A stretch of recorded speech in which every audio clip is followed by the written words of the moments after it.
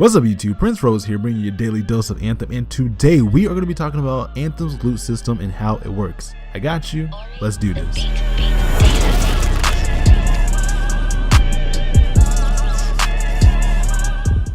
So it seems that a lot of people still don't understand how Anthem loot system works. I want to break it down to something so simple that anybody can understand, because there's so many videos out there that take forever to explain and it makes it hard to understand. So watch the entire video so you won't miss out on anything. So off rip, Anthem has 6 rarities: common, uncommon, rare, epic, masterwork, and legendary. Legendary is the highest and common is the lowest. It is possible to find all rarities at any level, but the chances of finding high-end gear such as masterwork or legendary at a lower level or a lower mission difficulty is rare in itself, but possible. Now, there are these things called components. Now, this is key, y'all. This is really key. Components are things that you can equip to change the stats of your build for a javelin without having to change the appearance of that javelin. This will make it to where you can customize your appearance without having to worry about if it will affect your build or stats. Look the way you want, play the way you want. We heard this time and time again from not only Bioware but us content creators. Each weapon,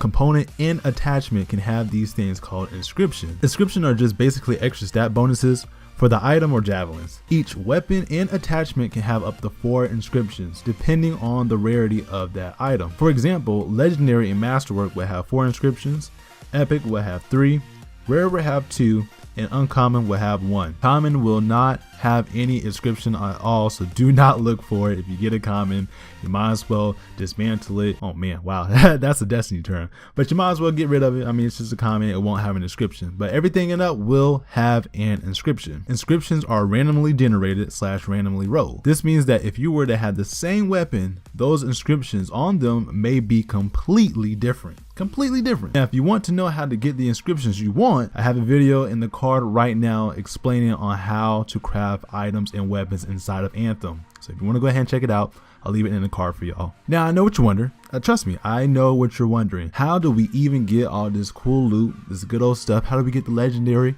How do we get the masterworks? How do we get all these weapons, legendary components, attachments, masterwork? How do we do this, Prince Rose?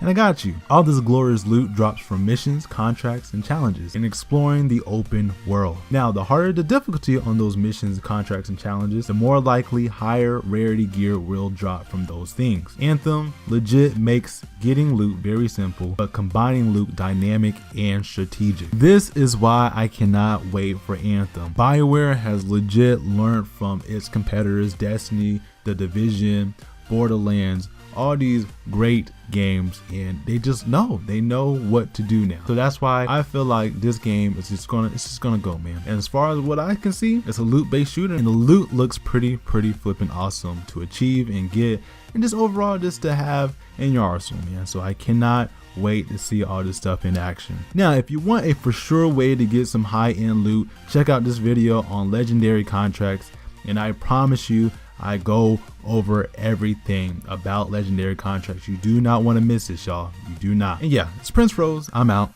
Peace, y'all.